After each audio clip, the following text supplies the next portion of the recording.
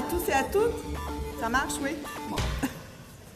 Donc, dans le fond, je vais juste prendre la parole 2 minutes, pas plus, pour vous souhaiter la bienvenue dans ces 15e rencontres Gérald Godin.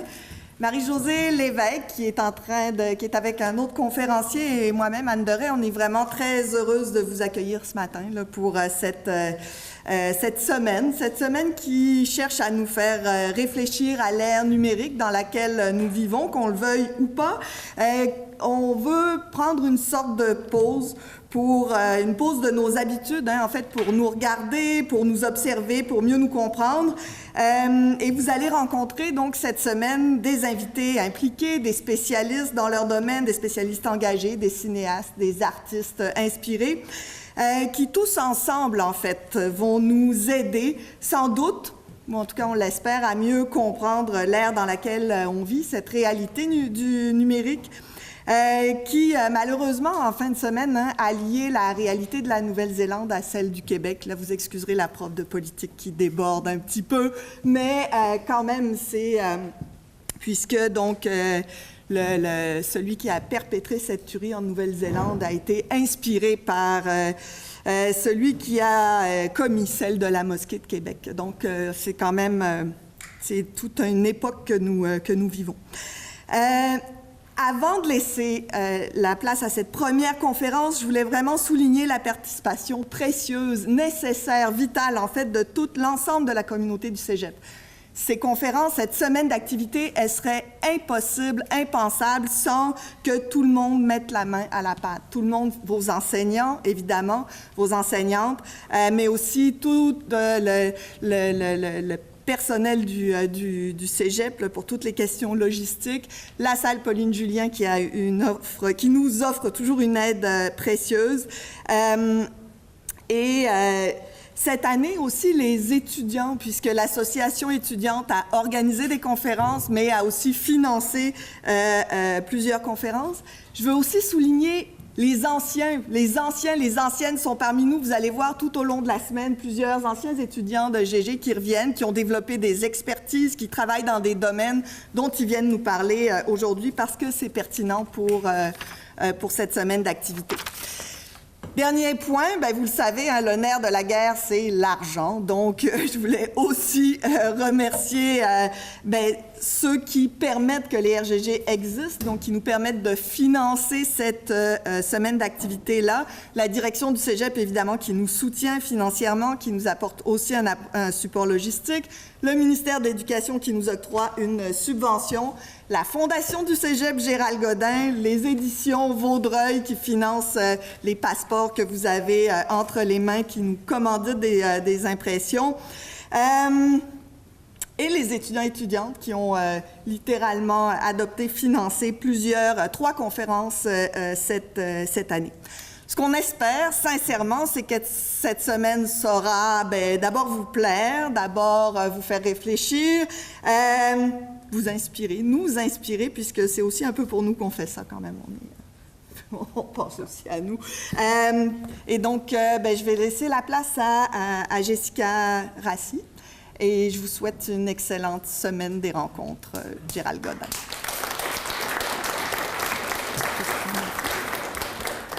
Merci Anne.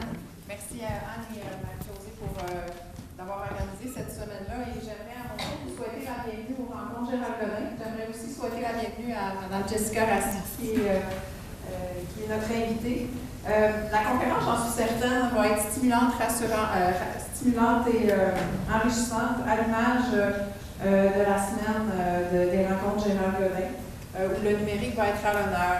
On reproche souvent aux écrans de restreindre le contact entre les contacts sociaux entre les personnes, de ne pas favoriser l'apprentissage de conduite prosociale, d'isoler les uns les autres, d'isoler les uns les autres. On considère aussi parfois que dans le domaine de la santé mentale, le numérique est plus un facteur de risque qu'un outil de prévention. Alors, cependant, pendant cette prochaine heure-là, l'éclairage va porter sur un outil technologique qui peut venir en aide aux personnes souffrantes engagées dans le processus du suicide.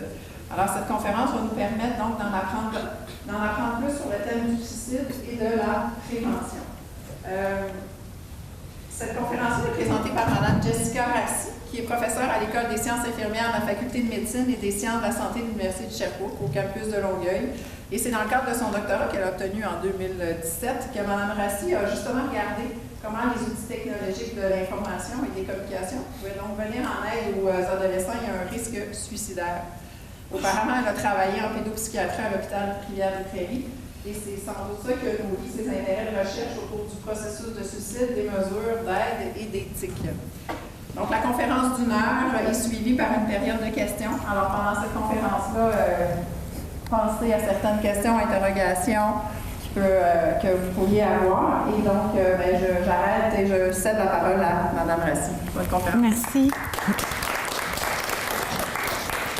Alors, merci beaucoup, Mme Simard. Merci pour ce bel accueil ce matin. Bonjour et pour cette belle présentation. Je suis très contente d'être parmi vous pour vous présenter surtout mon projet de doctorat, mais aussi le fruit de d'autres recherches, d'autres écrits que j'ai lus et un peu d'expérience personnelle que j'ai mis à travers tout ça. Donc, je suis infirmière. J'ai entendu qu'il y a certaines infirmières en devenir ici. Est-ce qu'il y en a à lever de main? Oui, il y a... Oh, quand même, hein? Alors, je suis bien contente de parler aux infirmières. Je suis aussi ancienne présidente du comité jeunesse provincial de l'Ordre des infirmières et infirmiers du Québec. Alors, si jamais il y en a que ça les intéresse de se joindre au comité jeunesse, allez voir ça en ligne. C'est vraiment intéressant, surtout pour ceux qui commencent. Il y a des belles activités. Je finis ma petite publicité. Alors, on va parler aujourd'hui comment pouvons-nous aider à prévenir le suicide en ligne. D'abord, pour commencer, un petit plan de présentation. On va revoir un peu, comprendre le suicide, quelques statistiques. Je vais vous parler de la prévention du suicide chez les jeunes, fait qu'on va regarder quand même beaucoup chez les jeunes. On va regarder les technologies de l'information et des communications en prévention du suicide. Je vais appeler ça des TIC, c'est pas des TIC physiques là, quand je parle de TIC, mais vraiment toutes les technologies. Je parle des réseaux sociaux, de l'utilisation de cellulaires, tablettes, peu importe, les sites Internet, tout ça c'est inclus. Et on va parler de mon projet, but, méthode et résultats d'un projet de recherche que j'ai mené lors de mon doctorat. Puis on va parler aussi des recommandations, quoi faire. Vous êtes sur Facebook, vous voyez un message qui vous préoccupe. Qu'est-ce que vous pouvez faire? Qu'est-ce que vous pouvez aussi partager avec vos collègues, avec d'autres étudiants, avec votre famille aussi en lien avec ça? Moi, j'aime ça, rendre ça un petit peu interactif. Inquiétez-vous pas, je ne vais pas trop vous en demander ce matin. Mais d'abord, je vais commencer avec des petits mythes ou réalités en lien avec le suicide. Donc, mon premier mythe ou réalité, si je parle de suicide à un jeune, je peux lui donner l'idée de passer à l'acte. Qui pense que c'est un mythe? Levez la main. OK, quand même une bonne proportion. Qui pense que c'est la réalité? OK, certaines mains levées. Qui s'abstient? Quelques abstinences. Donc, effectivement, c'est un mythe. Parce que parler de suicide calmement, sans jugement, peut au contraire réconforter la personne. Ça peut même soulager leur détresse de sentir que quelqu'un s'inquiète pour eux et qu'ils peuvent en parler ouvertement. Donc, on peut encourager quelqu'un à nous parler de ses pensées suicidaires. On va revenir aussi, si nous, on n'est pas prêt à recevoir ça, qu'est-ce qu'on peut faire? Parce qu'il y en a qui disent, bien, je peux en parler, mais si moi, je suis mal à l'aise avec ça, qu'est-ce que je peux faire? Lorsqu'un jeune se menace à répétition de se suicider, il le fait pour attirer l'attention ou pour manipuler. Est-ce que c'est un mythe? Levez la main ceux qui pensent que c'est un mythe. Il y a des mains qui ne sont pas sûres. OK, quand même, il y a moins de mains levées que le dernier. Réalité, levez la main. OK, quelques mains aussi. Ceux qui s'abstiennent parce qu'ils ne sont pas certains. Quelques mains, les deux. Bien, effectivement, ça peut... c'est un mythe. C'est un mythe, mais ça peut porter à confusion parce qu'on peut interpréter la recherche d'attention comme une recherche d'attention pure, mais ce n'est pas une recherche d'attention pour attirer l'attention, mais c'est plus une forme de demande d'aide. C'est leur façon de rechercher de l'aide. Il faut vraiment prendre toute demande ou tout partage de pensées suicidaires au sérieux. Donc, toujours écouter ceux qui menacent ou tentent d'attirer l'attention. Il y a vraiment une souffrance derrière ces paroles-là. Ce n'est pas qu'ils veulent attirer l'attention, ils ont besoin de s'exprimer, c'est la façon qu'ils s'expriment. Et le dernier petit mythe ou réalité, ceux qui se suicident sont vraiment décidés à mourir. Mythe. Réalité. Ceux qui s'abstiennent. OK, de moins en moins de mains levées. Et c'est un mythe. Ils ne sont pas décidés à mourir, même que jusqu'à la toute fin, il y a présence d'une ambivalence. Et il y avait une étude d'ailleurs qui a été faite au Golden Gate Bridge en Californie auprès des survivants de tentatives de suicide. Et la grande majorité disait même regretter leur geste après avoir sauté. C'est ce qui se passait dans leur tête. Ils disaient, bien, je regrettais déjà mon geste, mais il était trop tard, puis finalement, ils ont survécu pour raconter leur histoire. Alors, il y a une grande ambivalence qui est présente jusqu'à la toute fin. Puis ça, pour nous, pour tout le monde, c'est assez rassurant parce que ça nous dit qu'il n'est jamais trop tard pour intervenir. Alors, il faut voir ça comme ça. Et la personne suicidaire, ça est ambivalente. C'est pas la mort qui est recherchée, comme je disais tantôt, c'est vraiment d'arrêter de souffrir. C'est une souffrance qui les amène à vouloir en finir avec tout ça. Ils veulent mettre fin à leur souffrance. Maintenant, on va regarder quelques statistiques. Alors, au Québec, à quoi ressemblent les taux de suicide? Bien, d'abord, au niveau mondial, il y a environ 800 000 suicides par année, ce qui est un suicide par 40 secondes. Je ne vais même pas calculer d'ici la fin de la présentation, ça équivaut à combien. Un suicide, c'est vraiment un décès de trop parce que c'est une mort qui pourrait être évitée. Donc, il y a beaucoup de choses qu'on peut faire pour contribuer à la prévention du suicide. Au Québec, il y a environ 3 suicides par jour. On a plus de décès par suicide chez les hommes que chez les femmes. On a plus de tentatives de suicide chez les femmes. Dans les soins en santé mentale, mais soins de santé en général, on a beaucoup plus de femmes qui cherchent de l'aide que d'hommes aussi. Donc, dans les services, on risque de voir beaucoup plus de femmes, mais il faut garder en tête que les hommes qui cherchent de l'aide sont très à risque parce que c'est surtout eux qui décèdent par suicide. Chez les jeunes, on peut regarder ici, ça, c'est les dernières statistiques de l'INSPQ, l'Institut national de statistique, l'Institut national de santé publique du Québec. Et chez les jeunes, on a eu 31 suicides en 2016 là, chez les 15 à 19 ans. On a eu 7 dans les 10 à 14 ans. Puis, comment ça fonctionne pour les statistiques? Pourquoi je vous présente 2016? On est en 2019, c'est que ça prend du temps avant qu'ils soient analysés. Fait que les données 2019 présentent les statistiques de l'année 2016, bien, toutes les années jusqu'à 2016. Alors, ainsi de suite. Mais c'est les dernières données actuelles auxquelles on a accès. On continue maintenant. Chez les adolescents québécois, le suicide, c'est la deuxième cause de décès suivant les accidents de la route. Donc, les accidents de la route, c'est la cause la plus importante de décès chez nos adolescents ici au Québec. Et vous devez vous demander pourquoi je me suis intéressée aux ados. Pourquoi je parle juste des jeunes et des ados? Moi, il y a une étude que j'avais lue il y a quelques années qui m'a vraiment inspirée puis qui m'a vraiment alarmée aussi. C'est une étude de chercheurs qui s'appelle Nock et al. De l'Université de Harvard. Vous connaissez l'Université de Harvard? D'habitude, on la connaît, celle-là. Hein? Alors, c'est des chercheurs qui ont fait une étude longitudinale, donc sur plusieurs années, auprès d'adolescents pour voir c'était quoi les tendances au niveau du suicide, le risque suicidaire. Et on s'est aperçu que l'apparition des premières idées suicidaires à vie se situe surtout autour de 13 à 17 ans. Fait que chez les 13 à 17 ans, c'est surtout là qu'on va avoir l'apparition des premières idées suicidaires. Okay. Mais ça ne s'arrête pas là. Dans la première année, on sait qu'il y a l'apparition des premières idées suicidaires. Les chances que ces idées se transforment en plans, ça veut dire, bien, j'ai des idées suicidaires, mais là, je pense à un plan vraiment plus concret de comment je mettrais fin à ma vie, sont d'un peu moins de 20 % de ces jeunes-là. Fait qu'un peu moins de 20 %, proche du 20 % de ces jeunes-là, vont transformer leurs idées en plans. Et ce qui est inquiétant, c'est ces jeunes-là que leurs idées se transforment en plans, les chances que ce plan se transforme en passage à l'acte, donc en tentative de suicide, sont de plus de 50 %. Fait qu'un ado sur 2 de ces jeunes-là qui a identifié un plan suivant l'apparition des premières idées suicidaires dans la première année, risquent de faire une tentative de suicide. Alors moi, pour moi, c'était très préoccupant, puis j'ai vu ça comme un moment critique pour faire de la prévention. Je trouvais que c'était vraiment une clientèle auprès de laquelle c'était vraiment important de faire de la prévention. J'ai aussi travaillé avec plusieurs ados en pédopsychiatrie, des jeunes qui étaient hospitalisés pour des tentatives de suicide ou pour leur risque suicidaire. J'ai aussi des jeunes qui venaient en clinique externe avec qui j'ai intervenu.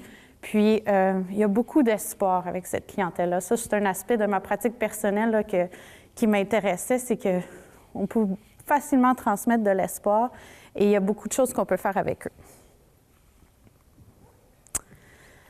Alors, on a vu maintenant que les ados sont une clientèle à risque, mais quels sont les facteurs d'influence du suicide? Peut-être que c'est des choses que vous avez déjà vues, mais il y a plusieurs facteurs. La raison que je vous présente ça aujourd'hui, c'est qu'on entend des fois dans les médias ou autres qu'il y a une cause à un suicide. Ah, bien, il s'est suicidé parce qu'il s'est fait laisser par sa femme, il a perdu son emploi, il vivait de l'intimidation.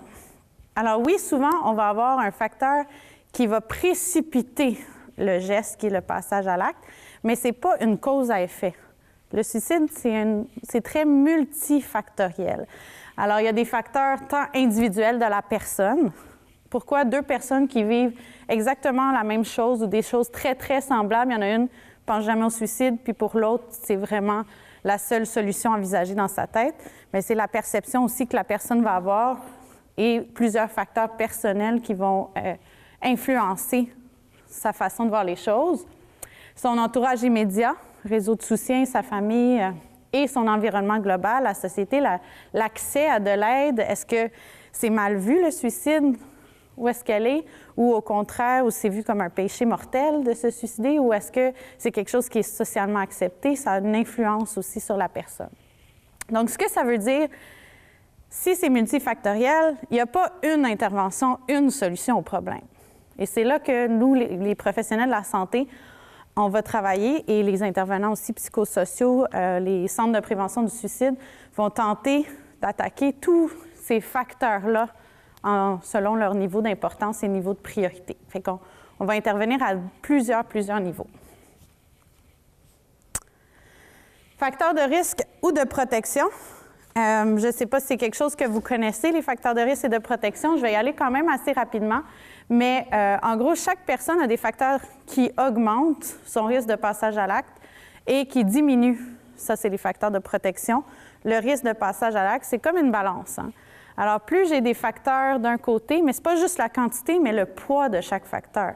Si pour moi, là, ma mère, c'est quelqu'un de vraiment important, puis je ne pourrais jamais rien faire puis laisser ma mère derrière. Peut-être que je m'occupe de ma mère, je suis la seule personne qu'elle a, puis je sais que si je m'en vais, il n'y aurait personne pour s'en occuper.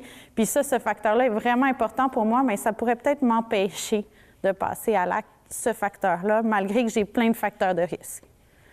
À l'inverse, des fois, un facteur de risque peut aussi avoir un gros impact. On pense à des problèmes de santé mentale qui sont non traités, des fois de l'abus de substances, un suicide dans la famille d'un proche, ça c'est des choses qui mettent à risque.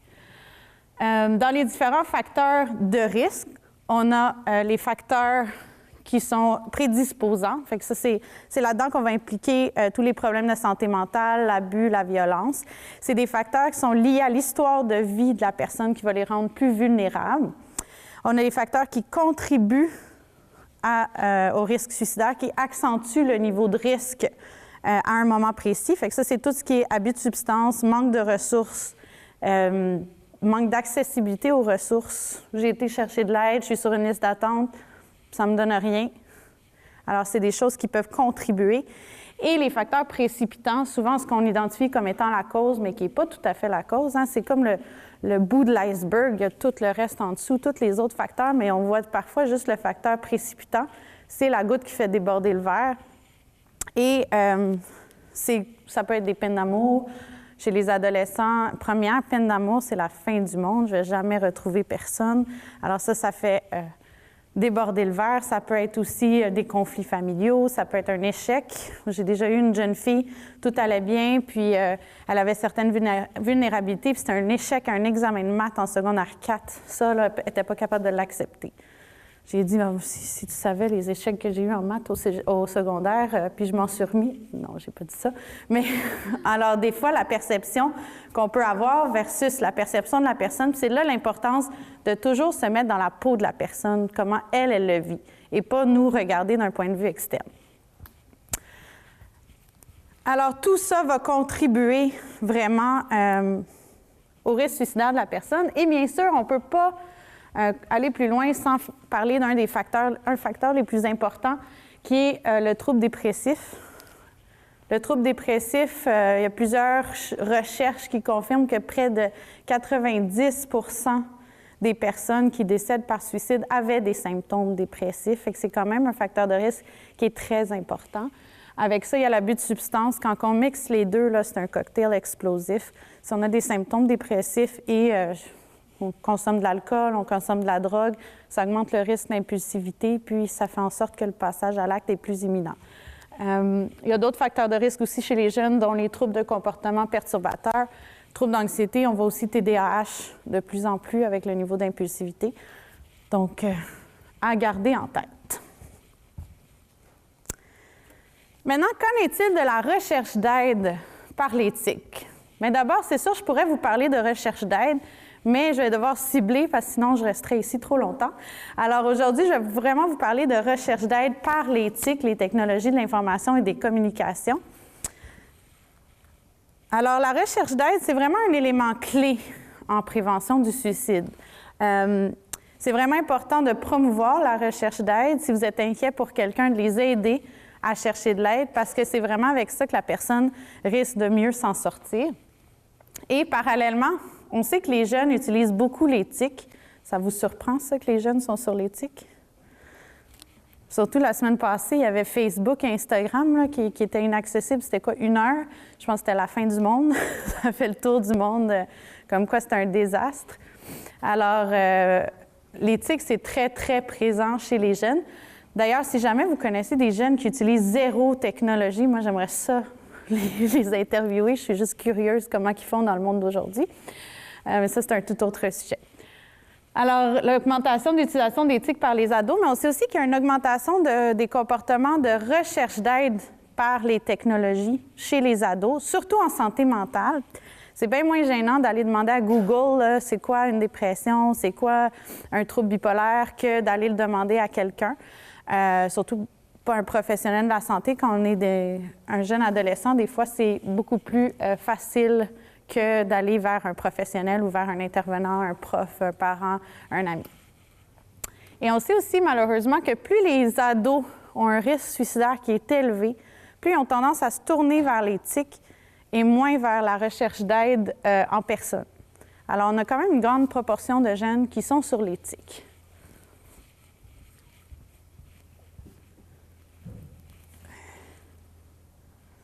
J'ai inversé les deux. Je vais juste passer à l'avant.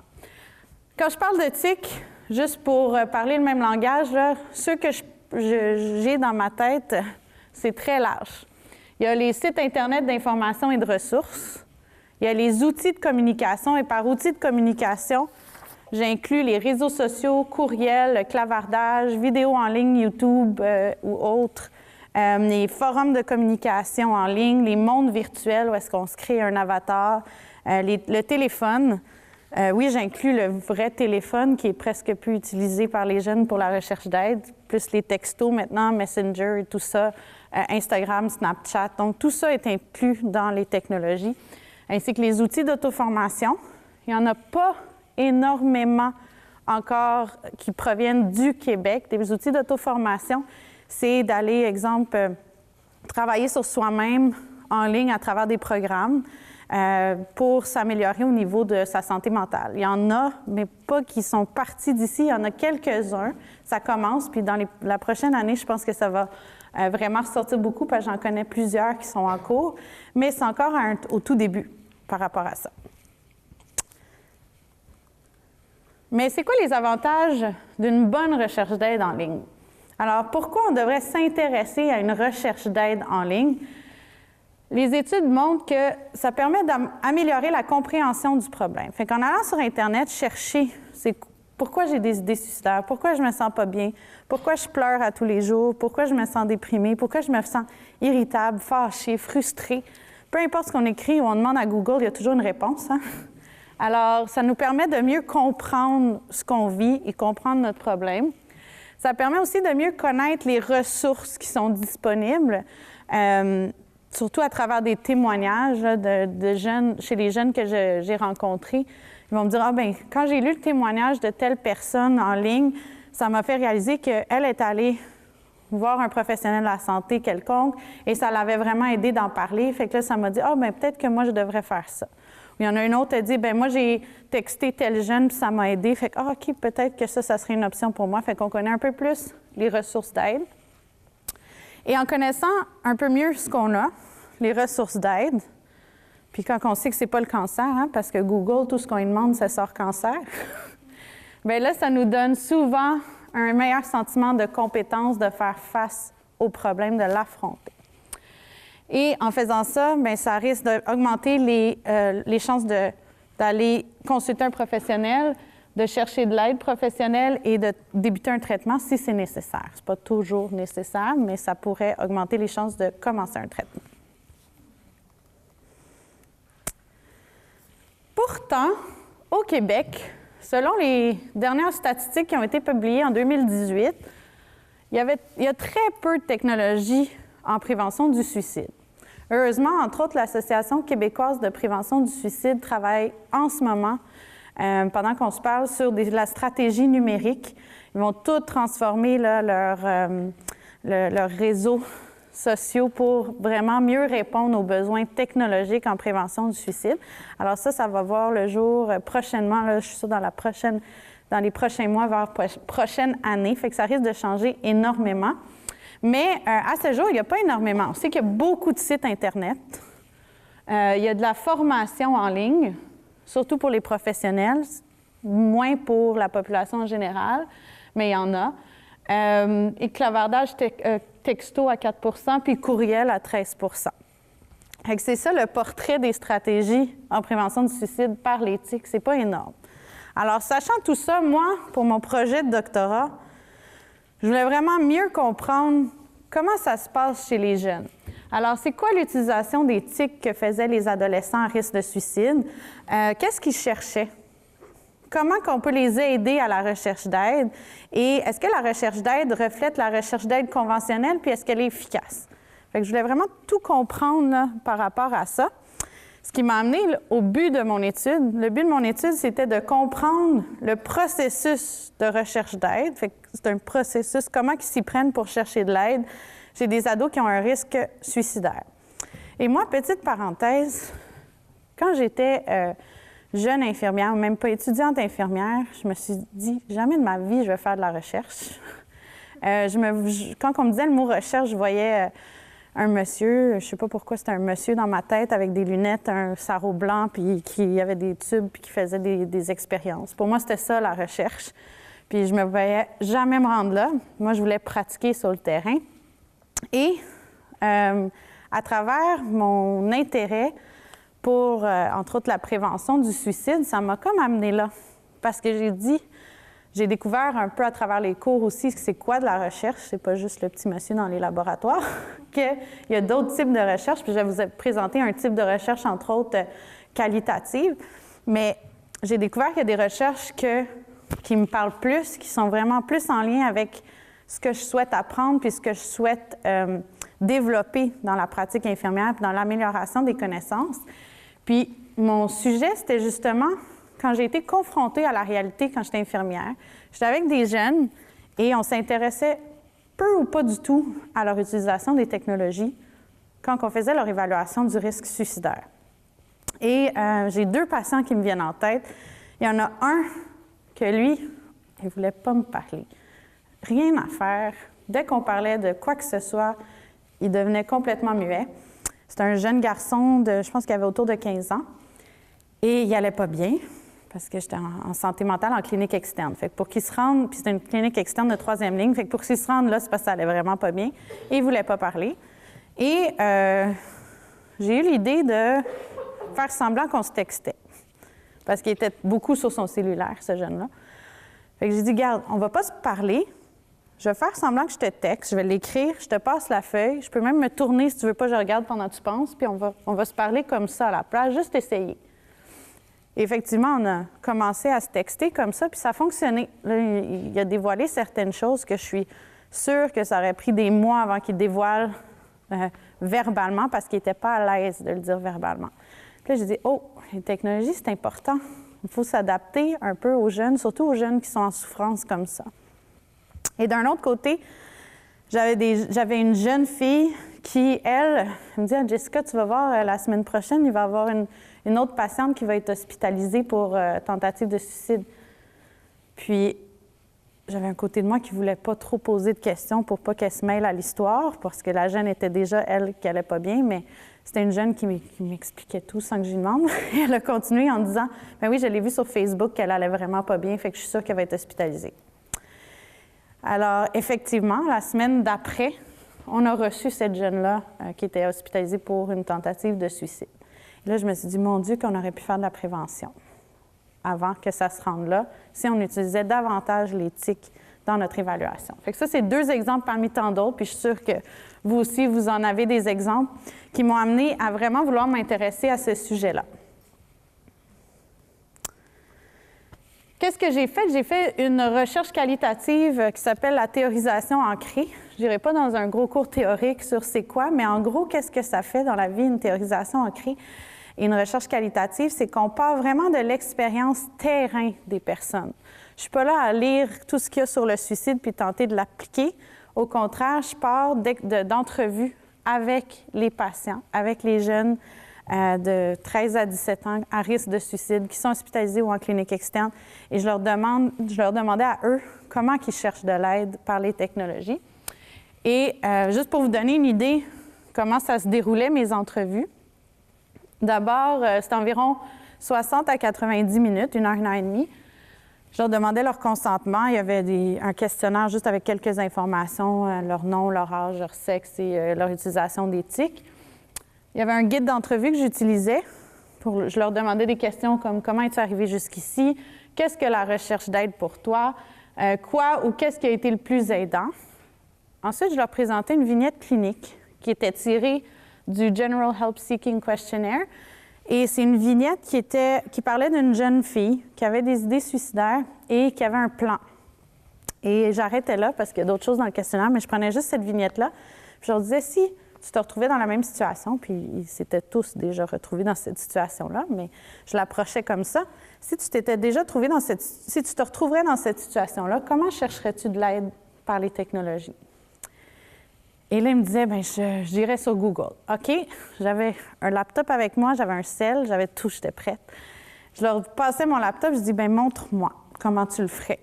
Et ils me faisaient vraiment une recherche d'aide devant moi. Et là, j'étais vraiment fatigante parce que je leur posais 1 million de questions sur ce qu'ils faisaient parce que je voulais comprendre. Fait que je leur disais, on utilisait ce qu'on appelle la méthode de pensée à voix haute. Fait que des choses qui sont des réflexes pour eux, je leur posais la question. Exemple, pourquoi tu as cliqué sur ce lien-là et non sur celui-là? Pourquoi tu as été vite sur ce paragraphe-là? Pourquoi tu es allé sur la page, mais finalement, tu as décidé de retourner en arrière? Fait que là, je comprenais un peu mieux ce qui se passait dans leur tête. Une fois que c'était fait, et si c'était partiel, bien, on simulait là, une séance de textage, puis je posais des questions également.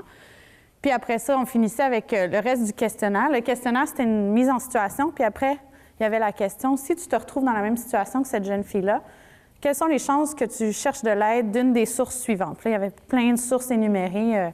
Aller voir un médecin, aller parler à un parent, appeler une ligne de prévention du suicide. Et il y avait toutes les technologies aussi. Puis ça te permet d'alimenter la discussion pour voir est-ce qu'on a tout adressé. Je vais juste prendre une petite gorgée. Et la rencontre terminait comme ça. Voulez-vous voir ce que ça a donné comme résultat?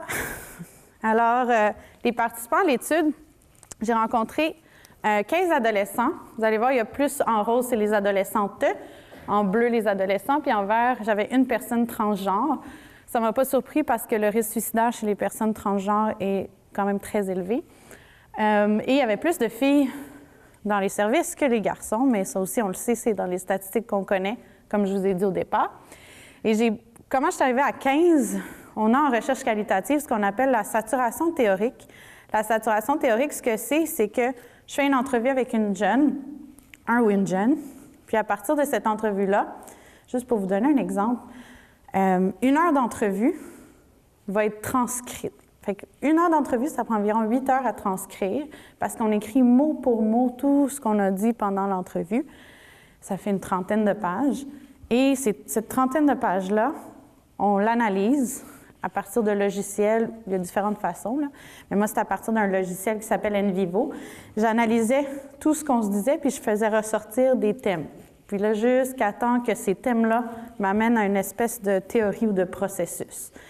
Fait que tout ça, ça me permettait d'identifier des thèmes émergents de mes entrevues.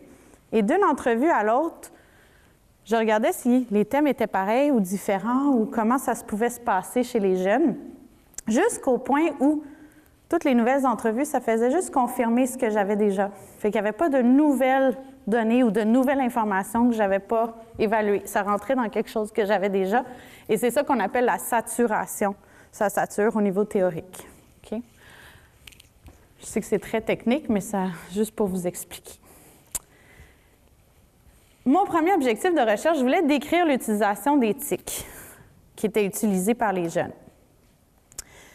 D'abord, une question qui était quand même importante, c'est comment les jeunes définissent la recherche d'aide. J'ai un petit vrai ou faux pour vous ici. Vrai ou faux? Lorsque les jeunes cherchent de l'aide en ligne, ils souhaitent uniquement trouver des moyens pour atténuer leur souffrance et diminuer leurs idées suicidaires. Ceux qui pensent que c'est vrai, levez la main. OK. Quelques mains. Ceux qui pensent que c'est faux, levez la main. Oh, plus de mains. Ceux qui pensent que... Ceux qui s'abstiennent, excusez. Quelques mains. Eh bien, c'est faux. Parce que la recherche d'aide peut avoir une connotation positive ou négative. Et je vais vous montrer un exemple. Ici, c'est une vidéo. Je vous ai dit que je faisais pendant l'entrevue, je les faisais aller sur Internet puis me montrer ce qu'ils faisaient. Mais j'ai fait des captures d'écran de ces moments-là. Vous n'allez pas voir de jeunes, vous allez juste voir l'écran. Et c'est un exemple de comment ils cherchaient de l'aide. Fait que ça, c'est vraiment un participant au projet. Je vais vous accompagner à travers ça. Donc, d'abord, le jeune a choisi Google. C'est lui, c'est pas moi qui les orientais vers Google. Écrit suicide avec une faute d'orthographe qui corrige. Ensuite, écrit suicide truc. Arrive à comment se suicider sans souffrir. Regarde le site. Ah, bof, ça m'intéresse pas trop. Ça n'a pas de l'air vraiment aidant. Je retourne en arrière. Je change mon mot-clé pour moyen pour me suicider. Clique sur comment se suicider, ma méthode originale et incroyable. Me dit, mon Dieu, ça a l'air d'être du marketing pour un livre. C'est l'impression qu'il y a eu en regardant le site en 30 secondes. Décide de changer pour truc pour arrêter mes pensées suicidaires. Finit sur un WikiHow, comment lutter contre ses idées suicidaires. Ça finit là. Alors, on voit que ça, je l'ai accéléré un peu là, pour pas que ce soit trop long, mais c'était quand même en l'espace de quoi? 1 minute et demie, même pas. Donc, ça se fait très, très rapidement. Puis, ça allait très rapidement aussi entre « je cherche de l'aide pour mourir » à « je cherche de l'aide pour ne plus souffrir ».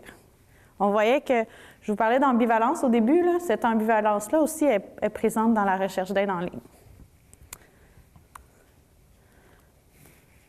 Des exemples de mots-clés, je ne les lirai pas tous, mais ça vous donne des idées des mots-clés que les jeunes mettaient sur Google. Il y avait des mots-clés qui étaient plus en lien avec la recherche d'aide à mourir, malheureusement. Et ça, c'est quelque chose sur lequel on travaille comme professionnels de la santé, à les orienter vers des mots-clés qui vont les aider. Maintenant, on va regarder les différentes TIC qui ont été utilisées, puis je vais vous donner des exemples qui proviennent vraiment des entrevues que j'ai faites. Comme je vous ai dit, on transcrivait toutes les entrevues, fait que c'est ce qu'on appelle des verbatims, là, des propos des jeunes que je n'ai pas corrigés. Fait que vous allez voir toutes les expressions de jeunes que je voulais vraiment pas dénaturer, mais pour vous illustrer un peu comment c'était utilisé. D'abord, les sites Internet d'information et de ressources. Bien, ça permettait d'obtenir de l'info supplémentaire, d'améliorer leur compréhension et connaître les solutions aux problèmes, les solutions possibles à leurs problèmes.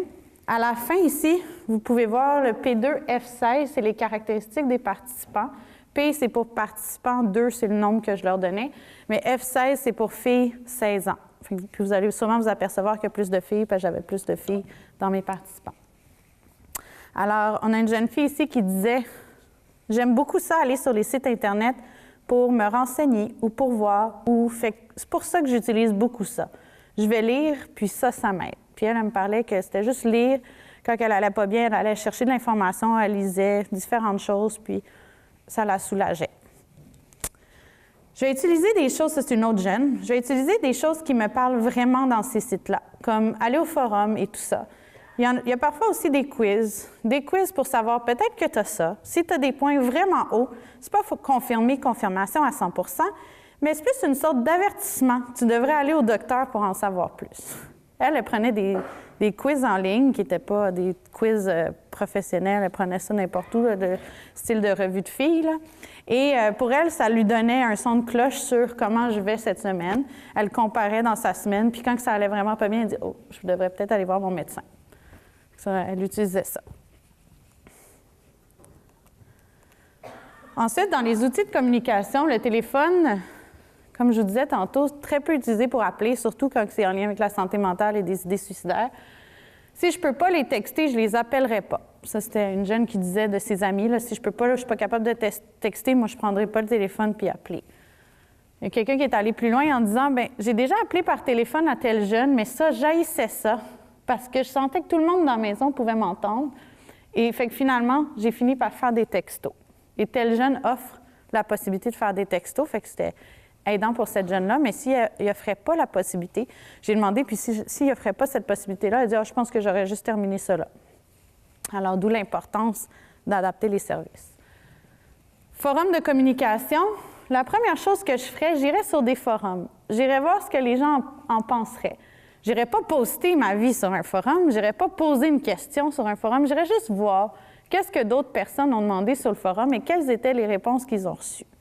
Il y en a qui utilisent les forums pour communiquer, mais il y en a aussi qui utilisent les forums juste pour avoir de l'information, de sentir, OK, il y a quelqu'un qui s'est inquiété pour ça, puis voilà les réponses qu'ils ont eues, puis ça ressemble à ce que j'ai. Les réseaux sociaux, il y en avait plusieurs, mais j'ai choisi de vous présenter un exemple Facebook ici, un exemple qui, selon des perceptions très divergentes de Facebook. D'abord, c'était une jeune fille qui, elle, avait fait un groupe Facebook avec d'autres jeunes. C'était pour et par des jeunes.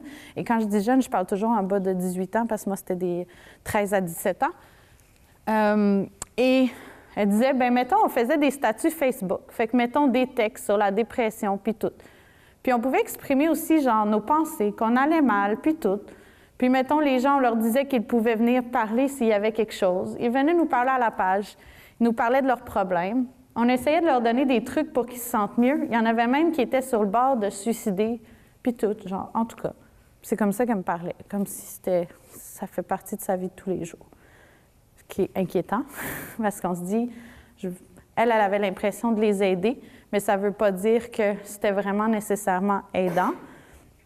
Mais, puis elle qui n'allait pas bien en plus, hein, je vous rappelle, c'est tous des jeunes qui avaient un risque suicidaire. Mais c'est quelque chose qui est très présent, puis je suis sûre que vous êtes déjà au courant de ça. Quand je suis sur Facebook, puis je vois comme quelqu'un qui marque sur la page publique « Ah, j'ai besoin d'aide, je vais pas bien », mais on s'en fout. Si tu as besoin d'aide, dis-le-moi personnellement, pas genre « La vie est plate, bonhomme pas content ». Puis la personne ne va même pas vraiment le faire. C'est juste qu'elle veut attirer l'attention. On voit ici encore un peu le mythe qu'on a vu au départ là, de recherche d'attention, qui est très présent aussi chez les jeunes. Les vidéos, c'est le dernier article que je vais vous présenter. Bien, la seule chose que j'ai faite qui était un peu plus positive, c'est il y a des vidéos, par exemple, sur YouTube qui dit comme « Qu'est-ce que ça ferait si tu partais? » Puis là, la réaction des gens. C'est sûr que ça m'a fait quelque chose parce que moi, ma famille, j'y tiens vraiment beaucoup. Puis Puis cette jeune-là, d'ailleurs, c'était comme un moment important dans sa recherche d'aide, parce que c'est à partir de cette vidéo-là, quand elle a vu l'impact que ça avait sur les parents d'une autre jeune fille de la vidéo, elle a réalisé « Hey, mais moi, je ferais vraiment beaucoup de peine à mes parents, finalement. Ça ne va pas leur enlever un poids, ça va leur faire de la peine. » Puis elle n'avait pas tout à fait réalisé ça avant. Et là, elle a dit « Bien, il faudrait que j'aille chercher de l'aide parce que mes parents sont importants pour moi. » Fait que pour elle, c'était marquant. Et c'était un facteur de protection elle a identifié un facteur de protection à ce moment-là. Mais pourquoi les jeunes décidaient d'aller utiliser l'éthique? Alors, pourquoi aller vers l'éthique versus d'autres? Ça, c'est qu'est-ce qui est ressorti vraiment des jeunes de l'étude, là, et pas des études antérieures. Les jeunes que j'ai rencontrés disaient, bien, c'est facile à utiliser, c'est accessible, je peux aller là-dessus n'importe quand, n'importe quelle heure de la journée. Je suis dans mon lit à 2 heures du matin, je ne file pas, je peux utiliser mon cell, plutôt qu'aller réveiller quelqu'un, ou je ne peux pas aller voir un médecin ou une infirmière ou un psychologue ou une psychoéducatrice à ce moment-là. C'est anonyme. Ça, c'était intéressant, l'anonymat, parce que je pense que tous les jeunes m'ont parlé d'anonymat. Ils disaient, mais moi, j'aime ça, l'éthique, parce qu'on peut rester anonyme. Mais je pense qu'en même temps, presque tous les jeunes m'ont dit qu'ils ne restaient pas anonymes. Ils se dévoilaient, ils donnaient leur nom, ou ils parlaient sur Facebook, sur Snapchat, sur Instagram, en leur nom. On pouvait facilement les reconnaître, alors que c'est quelque chose qui les attirait quand même à l'utilisation d'éthique. Ils se sentaient aussi pas jugés par l'éthique versus d'aller voir quelqu'un en personne. C'est immédiat, c'est tout de suite, et soulagement rapide. Donc, ils peuvent avoir un soulagement rapide. Puis on va voir des exemples de ça sous peu. Objectif 2, qui était comprendre le processus de recherche d'aide des ados par l'éthique. Petite question pour vous, vrai ou faux? Pour être efficace, la recherche d'aide en ligne aboutit toujours à de l'aide formelle. Vrai? Levez la main. J'ai lu trop vite. Alors, pour être efficace, la recherche d'aide en ligne va toujours aboutir à de l'aide qui est formelle. Par aide formelle, je veux dire les professionnels de la santé ou un centre de prévention du suicide, vraiment du monde qui sont spécialisés là-dedans ou qui ont été formés pour leur venir en aide. Levez la main vrai. Levez la main faux. Et ceux qui s'abstiennent. Et effectivement, c'est faux. Ça aboutit pas toujours. Ça peut aboutir à de l'aide formelle, mais ça aboutit pas toujours à de l'aide formelle. Et on arrive à la partie intéressante aussi des résultats de mon doctorat. Je ne vous présenterai pas tout le processus de recherche d'aide, mais je vais vous présenter les principales stratégies de recherche d'aide qui étaient utilisées par les jeunes.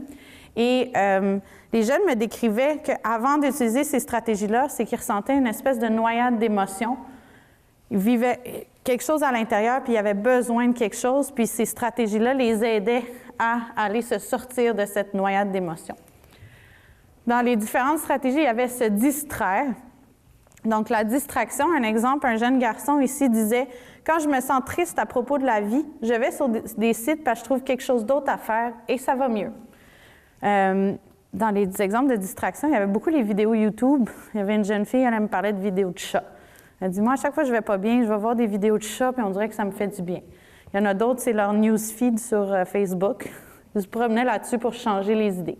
Des fois, ça ne changeait pas tout à fait les idées positivement, mais c'était dans le but de se distraire. Il y en a aussi sur Instagram, là, Snapchat, vraiment pour se changer les idées. Par contre, le danger, c'est que des fois, ils voyaient des choses qui les blessaient aussi. Fait que ça peut être aussi de travailler, OK, mais qu'est-ce qui te blesse quand tu te distrais, puis qu'est-ce qui t'aide vraiment, puis utiliser qu'est-ce qui est aidant. S'informer. Bien, quand je cherche de l'aide, je vais aller sur Internet pour, je ne sais pas, voir les expériences d'autres personnes, voir des exemples, voir des possibilités, n'importe quoi pour avoir plus d'informations. Alors, c'est un exemple de comment ils s'informaient, mais il pouvait y avoir aussi de l'information plutôt négative.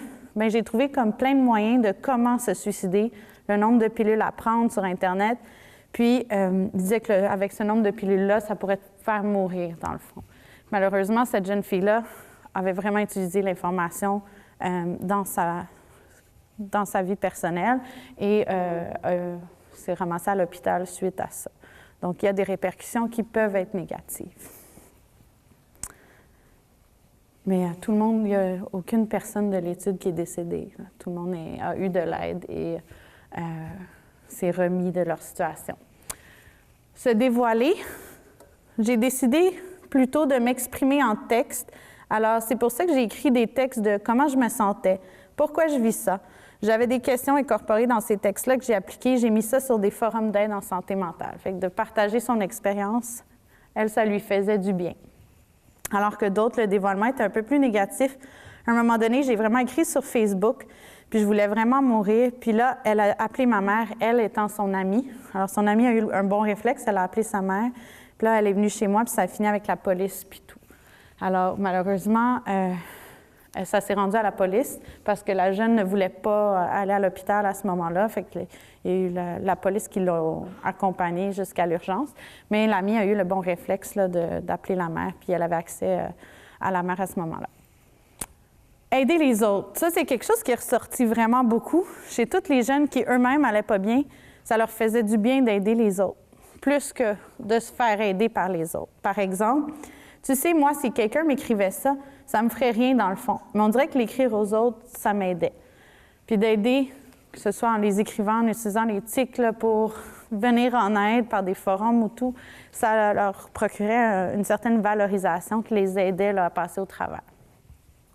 Et ça aboutissait à différentes conséquences, bien, différents aboutissements de la recherche d'aide qui allaient d'une croissance émotive. Ça veut dire qu'ils se sentaient vraiment mieux, comprenaient mieux ce qu'il y avait, puis avaient des stratégies pour y faire face, obtenir de l'aide, un soulagement temporaire. Exemple, les vidéos, les problèmes ne disparaissent pas en regardant une vidéo de chat, mais sur le moment, ça soulage un peu. Aucun changement, exacerbation, augmentation des idées suicidaires ou malheureusement un passage à l'acte dans certains cas. Maintenant, sachant tout ça, comment qu'on peut aider les jeunes à risque de suicide en ligne? On va réfléchir ensemble. Il n'en reste pas beaucoup, vous êtes bons à participer jusqu'à maintenant. Vrai ou faux, parler de suicide maintenant en ligne à un jeune qui pense au suicide peut lui donner l'idée de passer à l'acte. Tantôt, c'était en personne. Maintenant, en ligne, est-ce que ça peut lui donner l'idée de passer à l'acte? Vrai, levez la main. Faux, levez la main. Super, vous avez vraiment bien fait les liens. Effectivement, c'est la même chose en ligne. Donc, au contraire, ça va aider la personne avec sa détresse, ça risque de soulager sa détresse et qu'elle se sente écoutée et prise au sérieux. Vrai ou faux, lorsqu'un jeune émet des propos suicidaires inquiétants en ligne, il est préférable de répondre en privé que sur un post public. Levez la main ceux qui disent que c'est vrai. OK, une bonne proportion. Ceux qui disent faux. Quelques personnes. Ceux qui s'abstiennent. OK, c'est vrai, mais il y a un petit hic ici. Alors, c'est vrai qu'il est toujours préférable d'avoir une approche qui est vraiment personnalisée, de répondre en privé. Toutefois, s'il n'y a pas l'option privée, c'est juste public puis qu'on n'a pas le choix, dépendamment de la plateforme qu'on utilise, bien là, on va répondre sur la plateforme publique. Et aussi, qu'est-ce qui est recommandé? C'est d'écrire sur la plateforme publique « Je t'écris en privé » et de continuer en privé. Fait que de ne pas laisser que sur la plateforme publique, il y ait d'autres gens qui voient qu'il y a quelqu'un qui a répondu à cette personne-là puis qu'elle-même le voit aussi. Donc, c'est ce qui est recommandé à ce niveau-là. Un jeune qui menace en ligne à répétition de se suicider le fait seulement pour attirer l'attention. Vrai? Faux? Vous êtes extraordinaire. Alors, effectivement, ce n'est pas une recherche d'attention, mais vraiment une recherche. Il faut voir ça comme la recherche d'aide et prendre toute expression d'idées suicidaires au sérieux. Questionner les adolescents sur leurs idées suicidaires en ligne peut les offenser et les irriter davantage, surtout ceux qui sont en crise d'ado là en même temps. Parfois, il est mieux de rien dire que d'empirer la situation. Vrai ou faux? Vrai? Levez la main. Faux? Effectivement, c'est faux. C'est toujours mieux de dire quelque chose que de ne rien dire du tout. Ça se peut parce que, entre autres, à l'adolescence, chez les jeunes qui ont des symptômes dépressifs, l'irritabilité peut être un symptôme. Alors, ça se peut qu'ils réagissent mal à ce que vous allez leur dire, même si vous dites « Mais je m'inquiète pour toi, est-ce que tu as des idées suicidaires? Est-ce que ça va? » Puis la personne dit « Ah, laisse-moi tranquille, je veux rien savoir. » Ça se peut que ce soit ça, sa réaction. Sachez par contre que peut-être sur le moment, la personne a réagi comme ça, mais que ça va cheminer quand même dans la tête, que vous êtes inquiété pour elle. Peut-être qu'elle ne verra pas à ce moment-là, mais un peu plus tard, ils vont s'en apercevoir. Puis de la même manière aussi que moi, j'ai eu beaucoup de situations où est-ce qu'il y avait des amis de jeunes qui savaient que leur ami avait des idées suicidaires, mais leur ami leur a dit « S'il te plaît, promets-moi de ne pas le dire à personne ». Puis ils ont brisé ce secret-là. Ils ont dit qu'ils allaient le dire à personne, mais finalement, ils l'ont dit. Et ça finit toujours de la même façon. L'ami est fâché au départ, mais plus tard, il le remercie. Dans ceux que j'ai eus, puis je vous disais au moins une quinzaine là, que j'ai eu que cette situation-là est arrivée chez les jeunes, puis dans tous les cas, ça s'est bien terminé après. Dans certains cas, plus longtemps après que d'autres. Okay? Des fois, ce n'est pas instantané. Mais c'est toujours mieux de dire quelque chose que de rien dire. Puis des fois, on est confronté à ça en utilisant les réseaux sociaux. On voit quelque chose, on va en parler autour de nous, mais on n'adresse pas vraiment ça avec la personne. On va faire un petit topo des recommandations maintenant. Donc, avec un jeune, bien important de ne pas ignorer un appel à l'aide, d'opter pour une approche réflexive. On n'est pas là pour les moraliser, les obliger, parce que des fois, ce que ça peut faire, c'est barrer la communication. Alors, on veut vraiment les aider à trouver l'aide qui serait la plus appropriée pour eux, puis de demeurer présent. Approche personnalisée, toujours y aller vers une approche privée, même si, par exemple aussi, si vous connaissez la personne, puis vous lui écrivez en privé, vous pouvez toujours lui offrir « Est-ce que tu aimerais qu'on se parle par téléphone ou qu'on se rencontre? » Mais de respecter la personne, si elle dit « Non, moi, je préfère par les technologies », peut-être c'est comme ça qu'ils se sentent le plus à l'aise. Orienter la personne vers des ressources. Là, si vous avez une chose à retenir aujourd'hui, j'aimerais que vous reteniez le 1-866-APPEL. Le 1-866-APPEL, c'est une ressource qui est disponible à travers le Québec, 24 heures sur 24. Comment ça fonctionne? C'est une ligne d'écoute téléphonique que quand on appelle, ça réoriente au Centre de prévention du suicide de la région. Si je suis à Montréal, par exemple, ça va réorienter à Suicide Action Montréal. Et c'est une ligne d'écoute téléphonique. Si moi-même j'ai des idées suicidaires, je ne vais pas bien, je peux l'appeler. Mais c'est aussi une ressource si je suis inquiète pour quelqu'un puis je ne sais pas quoi faire. Je vous disais au début, des fois, on veut demander, on veut aider, mais on ne sait pas trop comment, puis c'est lourd pour nous. Peut-être que nous, on a des expériences personnelles qui font en sorte que c'est un sujet très difficile. Vous pouvez appeler le 1-866-APPEL, leur expliquer puis leur demander leur aide dans ça. De la même manière aussi qu'ils offrent des services pour les endeuillés par suicide. S'il y a eu un décès par suicide dans votre entourage, autour de vous, un proche, un membre de la famille ou plus élargi, ils offrent un soutien pour ça aussi, qui peut aller jusqu'à même des rencontres en personne. Fait que c'est une ressource vraiment précieuse là, en prévention du suicide et vous êtes sûr d'avoir une réponse. Il y a aussi Tel Jeune, Jeunesse, J'écoute, les plus populaires, il y en a d'autres aussi. Et bien sûr, l'urgence. Hein. Quand on est très, très inquiet que quelqu'un passe à l'acte, on peut les encourager à aller à l'urgence pour se faire soigner et pour assurer surtout leur sécurité. Si, encore une fois, vous n'êtes pas sûr, est-ce un cas que j'amène à l'urgence ou non, je ne sais pas trop, je suis inquiète, mais d'habitude, vous pouvez en parler évidemment à des intervenants autour de vous, mais si vous n'avez pas accès à ça, 1-866-APPEL, n'importe où, n'importe quand, plein milieu de la nuit, vous êtes inquiet, ils sont là pour vous accompagner à travers tout ça. Parler de suicide en général en ligne, c'est important de choisir un langage qui est approprié. Je vous ai mis le lien ici, comment parler du suicide.com.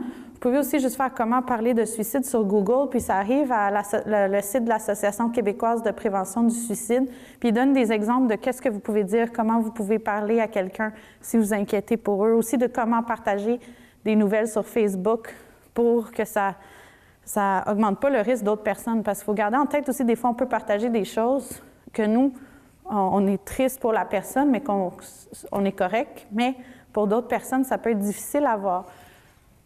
Encourager la recherche d'aide. Donc, toujours, quand on va partager des choses par les réseaux sociaux, d'encourager la recherche d'aide, transmettre de l'espoir, dire qu'on peut s'en sortir. Il y en a qui s'en sont sortis et qu'il y a des histoires de rémission. Il y a eu des beaux vidéos, entre autres, qui ont circulé sur les réseaux sociaux de l'Association québécoise de prévention du suicide. Il y a aussi des célébrités là, qui font des vidéos parfois pour parler de leur parcours. Ça peut être des façons de transmettre de l'espoir.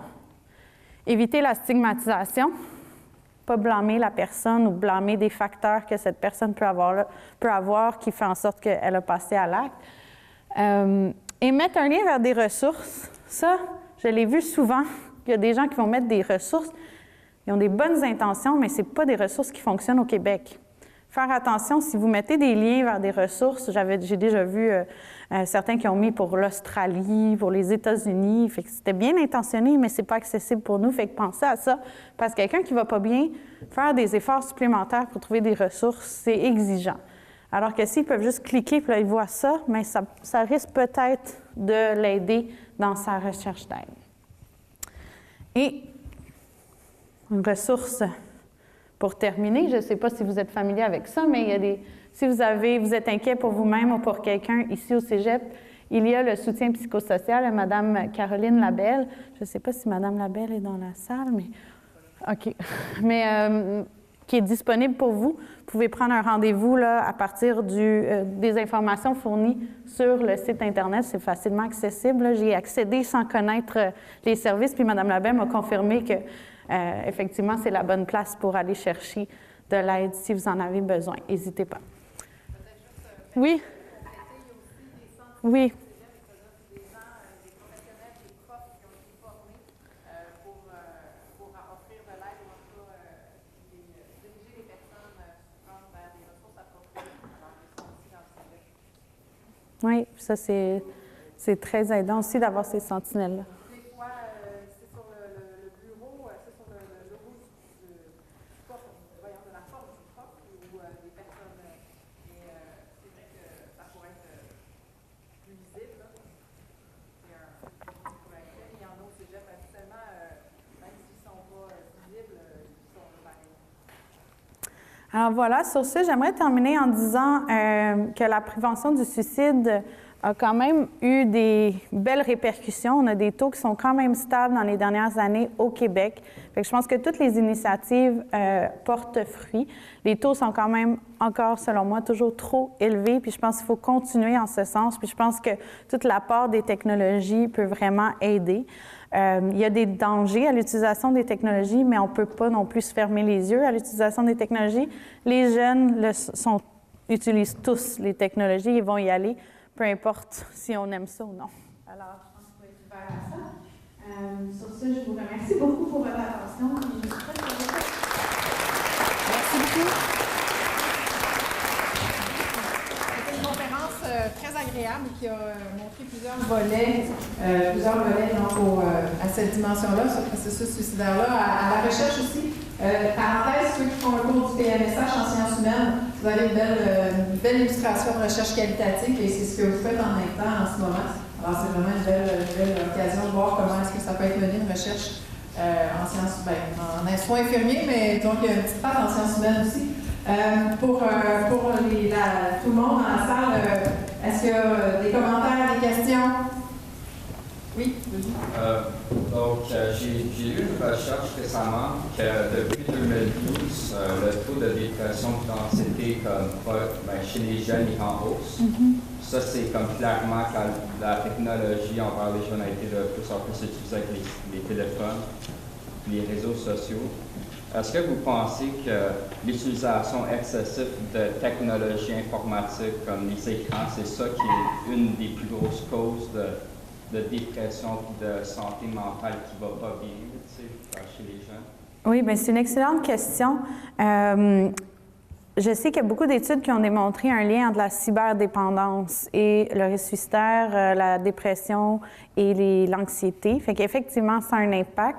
Si c'est la cause la plus importante de la hausse des symptômes des troubles anxieux et des troubles dépressifs, je pense que c'est une cause qui est beaucoup médiatisée. C'est quand même plus récent, fait qu'on en parle beaucoup dernièrement. Mais de là à dire que c'est dans les causes les plus importantes, je pense que c'est une cause qui est très présente, très importante à adresser, mais il y en a plusieurs autres aussi qui contribuent. Alors, je ne la mettrai pas comme la pire, mettons, mais dans un groupe de facteurs qui, oui, augmentent la vulnérabilité de ces jeunes-là. Oui. Moi, je trouve que c'est à cause qu'on n'a plus vraiment, tout le monde est tellement branché qu'il n'y a plus personne qui prend du temps pour eux-mêmes. Donc, plutôt de penser, puis de relaxer, puis de juste faire comme les choses sont bien pour toi, comme parler avec tes parents ou quelque chose, ou avec tes amis, ou aller faire des activités sportives dehors. Comme juste faire des choses de même pour comme t'éclairer le cerveau. On est toujours branché 24 heures sur 27.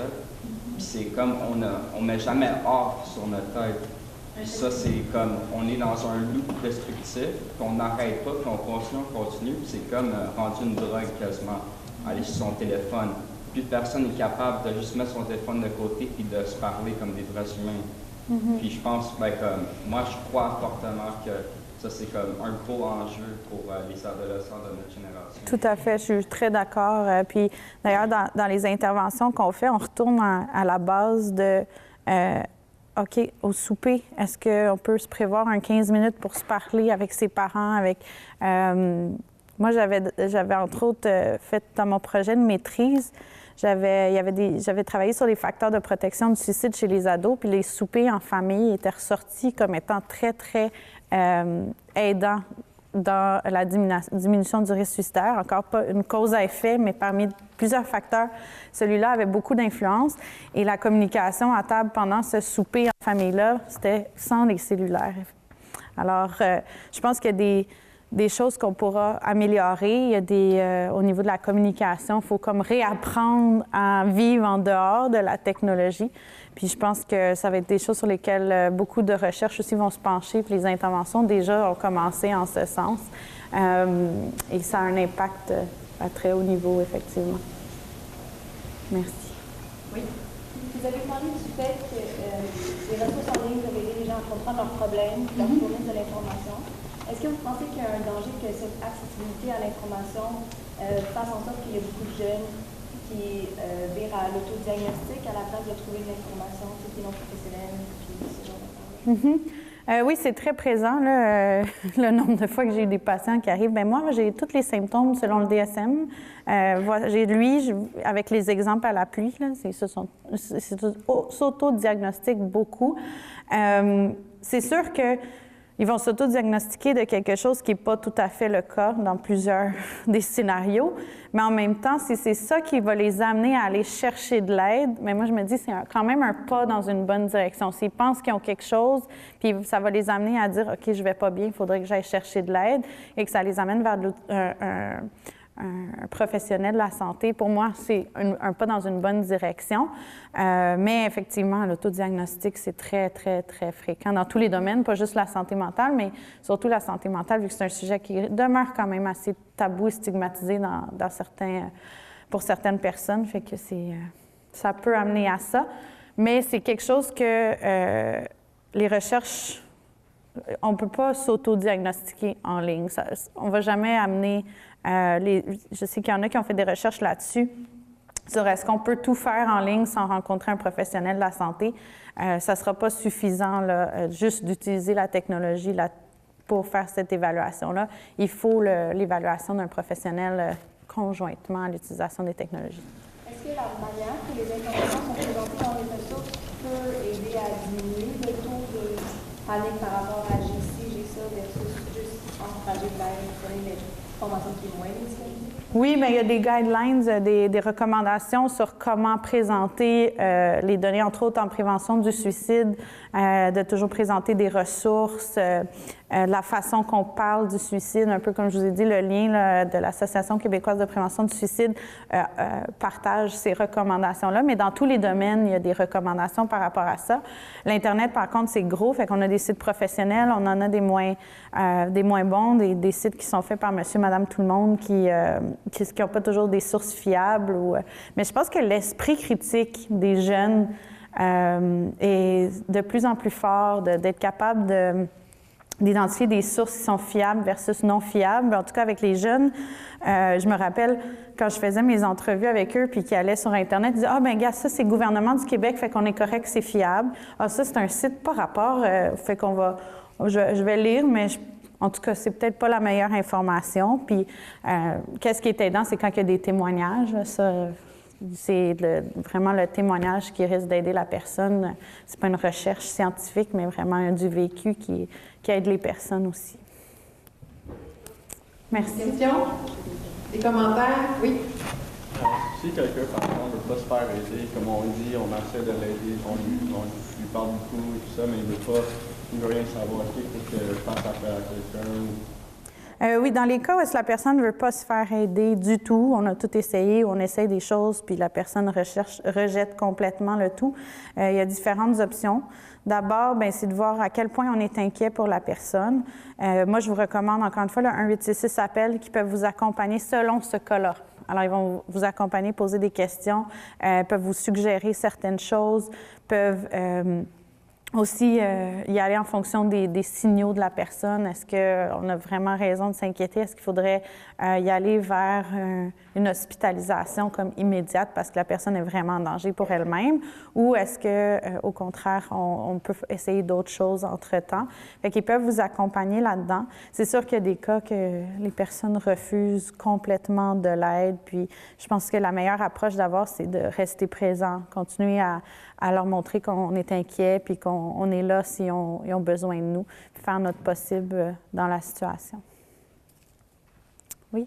Dans votre expérience, est-ce que vous avez remarqué que comme les personnes les plus vulnérables aux idées suicidaires, il y a comme un pattern dans les traits de caractère ou des traits de personnalité, puis comme mettons, les personnes qui sont plus vulnérables, c'est comme un certain type de personne ou bien c'est plus comme un stéréotype puis comme n'importe qui peut... Mais dans les troubles de personnalité, c'est sûr que ceux qui sont atteints d'un trouble de personnalité limite, là, borderline, qu'on appelle en anglais, que les Français utilisent en français, c'est les personnes qui sont très à risque de suicide, qui le verbalisent beaucoup également. Donc, c'est des personnes à risque, mais c'est pas juste eux. On a tendance des fois à sont beaucoup plus vulnérables, mais c'est leur façon d'exprimer leur souffrance, eux aussi, sont beaucoup plus verbales que d'autres personnes qui vont être peut-être plus isolées, renfermées. C'est de la façon que ça se manifeste que des fois, on a l'impression que c'est ceux-là qui en ont le plus. Sont à risque, il ne faut pas diminuer qu'ils ne sont pas à risque, sont très à risque aussi, mais il y a plusieurs facteurs, plusieurs problèmes de santé mentale qui peuvent être en cause, mais effectivement, ça peut être ils sont très vulnérables comme population, ceux qui ont un trouble de personnalité. Mais ce que je voulais dire, c'est pas comme un trouble de personnalité, mais comme tu sais, des caractéristiques, mettons, cette personne-là oui. est plus comme introvertie, mettons. Tu sais, comme des oui. caractères. Mais ça va être souvent dans les traits de personnalité, des troubles de personnalité qu'on va voir. Comme l'isolement, ça peut être plein de choses. D'être introverti, ça peut être plein de choses. On ne peut pas nécessairement associer. Il faut vraiment voir l'évaluation globale de la personne. Mais c'est sûr que dans certains cas, comme ceux qui vont s'isoler, être plus introvertis, mais peut-être que c'est les symptômes dépressifs qui ont causé ça, qu'ils se sentent moins bien ou l'anxiété. Des fois, il y en a des gens qui sont tellement anxieux qu'ils restent à la maison, fait que c'est leur anxiété qui les a amenés vers ça, sans nécessairement que ce soit un trait de personnalité qui était présent depuis le départ. D'autres commentaires? Moi, j'en ai une question. Entre les gars et les filles, est-ce que dans leur recherche d'aide, l'utilisation des tics, il y a une différence? Oui, c'est une question que j'ai reçue souvent. À cause de la faible proportion de garçons que j'avais dans l'étude, puis c'est un peu biaisé dans l'étude parce que les garçons que j'ai, c'est des garçons qui ont cherché de l'aide, alors qu'on sait que la plupart des garçons ne cherchent pas d'aide. Mais ce que je remarque au-delà de mon étude puis dans la littérature, c'est que les garçons veulent souvent action-réaction, ne veulent pas verbaliser nécessairement aussi longtemps que les femmes. Il y en a que oui, mais il y en a beaucoup que c'est « OK, mais qu'est-ce que je peux faire? Concrètement, qu'est-ce que je peux faire là pour que ça arrête? » Fait qu'on est vraiment dans de la résolution de problèmes puis de mettre en place un plan d'action, alors que chez les filles, ça va beaucoup plus être d'être capable de le verbaliser à quelqu'un, d'en parler, d'avoir ce soutien-là émotionnel qu'ils ressentent. Est-ce que les mesures d'aide vont se diversifier? Oui, bien, c'est ce qui est prévu d'ailleurs, entre autres avec j'ai collaboré avec la stratégie numérique de l'Association québécoise de prévention du suicide. Puis c'est tous des facteurs qu'on prend en considération là, pour répondre plus à un profil, certains profils de personnalités vulnérables. Fait que certains garçons, certaines filles vont avoir des intérêts différents qui devraient, en tout cas, c'est ce qu'on souhaite, de pouvoir répondre à plus de personnes possibles. Donc, est-ce qu'il y a d'autres commentaires, questions? Ça fait le tour. Bien, merci. Un gros merci. Merci beaucoup.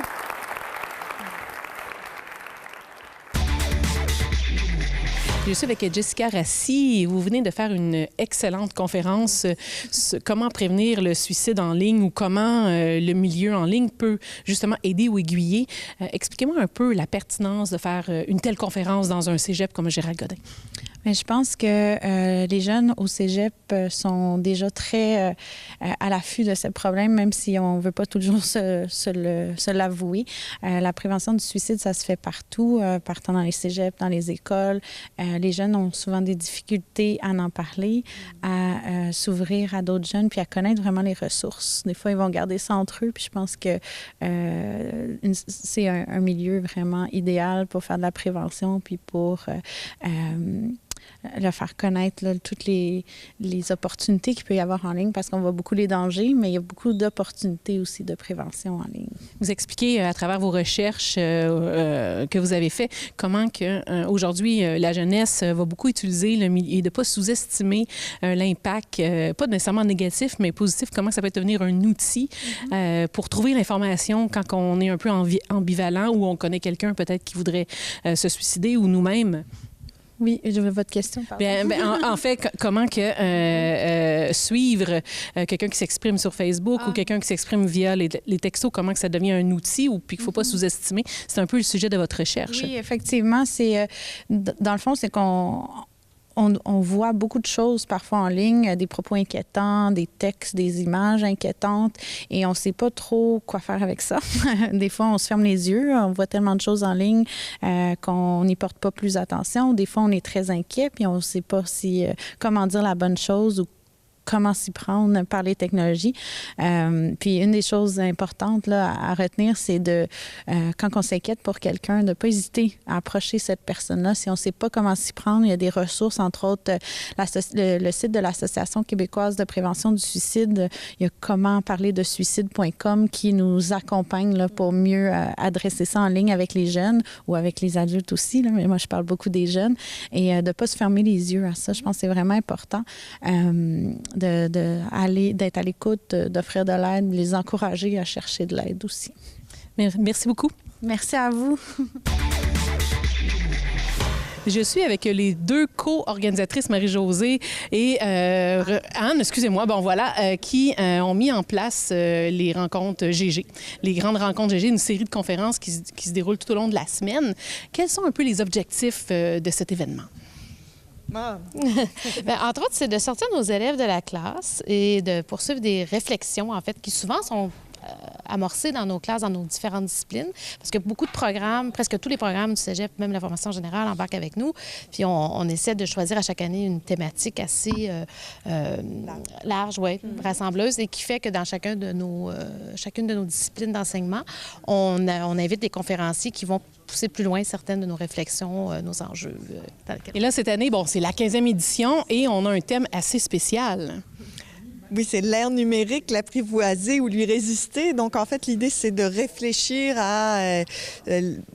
au monde dans lequel on vit, autour de cet aspect-là du numérique. Donc, c'est autant la question de l'intelligence artificielle que de l'utilisation des réseaux sociaux dans leurs aspects positifs ou négatifs. Un conférencier tout à l'heure rappelait que l'Internet, l'utilisation des réseaux sociaux, c'est un facteur qui va aider, par exemple, l'intégration des nouveaux arrivants. Donc, c'est à la fois positif et négatif. L'idée, c'est de réfléchir avec des chercheurs, des spécialistes, des créateurs dans leur domaine, et donc d'ouvrir l'espace du cégep à l'extérieur.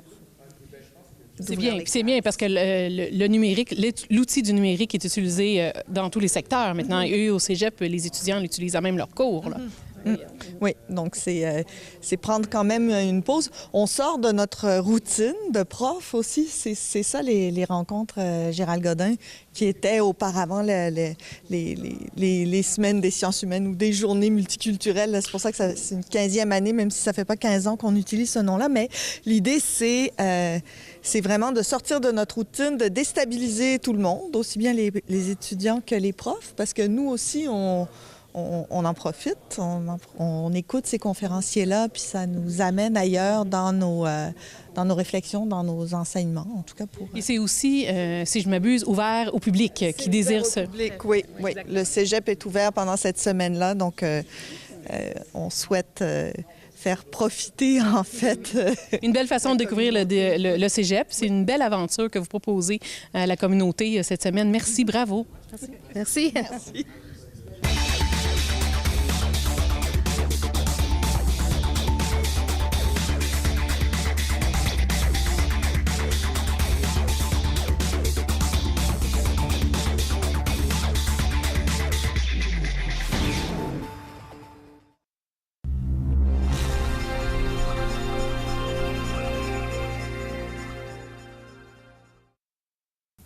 Bienvenue aux entrevues de 30 secondes de Mosaïque pour les réseaux sociaux. Christian Gonzalez, bonjour. Bonjour. Alors, entre agitateur culturel, photographe prolifique et français, lequel te qualifie le mieux? C'est trop long. Christian, une bonne photo, c'est quoi? Christian, qu'est-ce que tu conseillerais aux gens pour la diffusion des photos? Et pour le numérique, est-ce qu'on doit le conserver? Qu'est-ce qu'on fait avec ça? Merci beaucoup, Christian.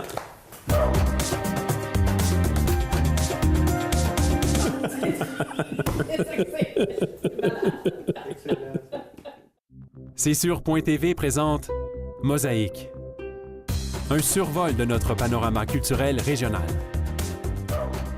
Chaque semaine, je vous fais découvrir les lieux, les artistes et les artisans qui contribuent à faire rayonner la culture dans notre communauté.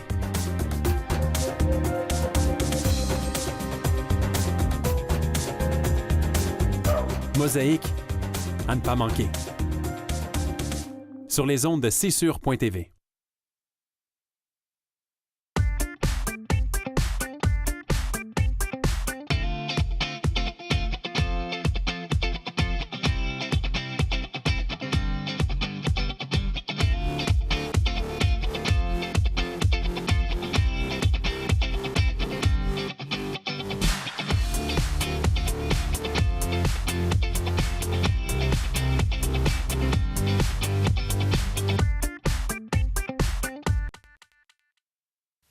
Revoyez vos émissions favorites en tout temps sur notre site web à l'adresse csur.tv.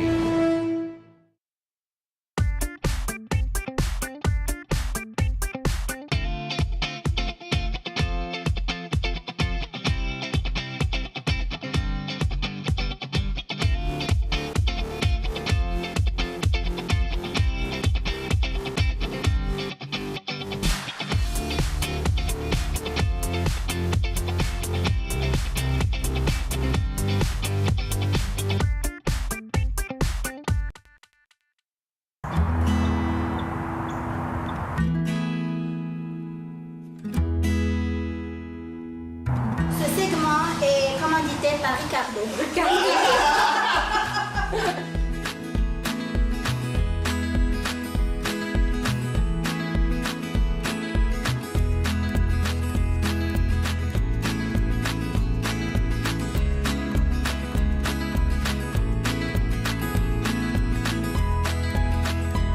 Comme bénévole, mais je suis contente d'en apprendre. Moi aussi, depuis que mes enfants, moi ça fait 20 ans, presque 21 ans que je suis ici. OK. Puis j'ai 4 enfants, les 4 enfants sont nés ici. Puis j'ai toujours participé aux cuisines collectives. Et pour transmettre, mais et pour apprendre. Oui, pour apprendre aussi.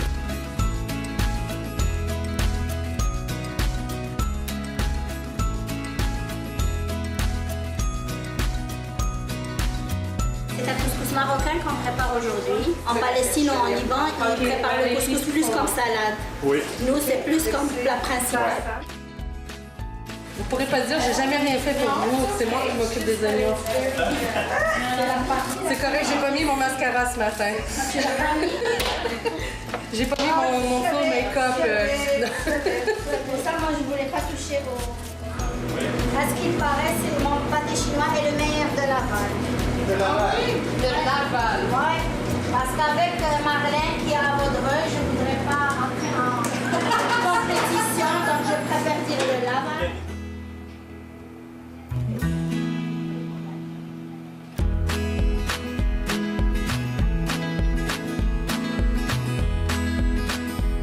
Le secret d'un bon pudding chômage, c'est le sirop, la sauce.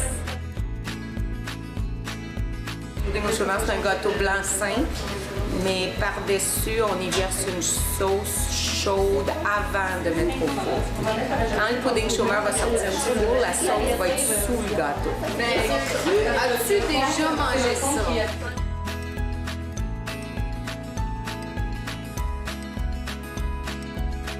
Quelle est la manœuvre? Pourquoi le travailler? Pour qu'il se défasse, pour qu'il reste toujours égrené. En fait, jusqu'à la fin. OK. C'est ça le but. De garder séparé. À chaque fois qu'on rencontre une petite boule, on la défait. Quand il y a une petite boule dans mon verre, là, j'ai un moton. Tu vois mon moton? Alors mon moton, il ne faut pas que je le laisse, que je le défasse. Il faut que je l'égrène pour être sûr que quand il va cuire à la vapeur, qu'il ne va pas rester en pain. Vraiment avec douceur.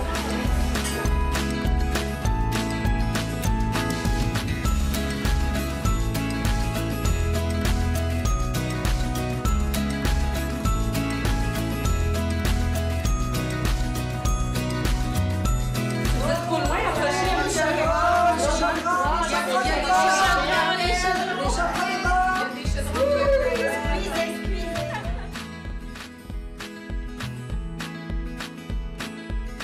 Si vous voulez bien prendre une petite bouchée, le repas en m'annonce qu'il est servi. Alors, il y en a beaucoup. Alors, gênez-vous pas pour prendre 3-4 assiettes. Il y en a en masse. Puis bien sûr que ce soir au menu, c'est du couscous. On se reparle dans quelques minutes. À tout de suite.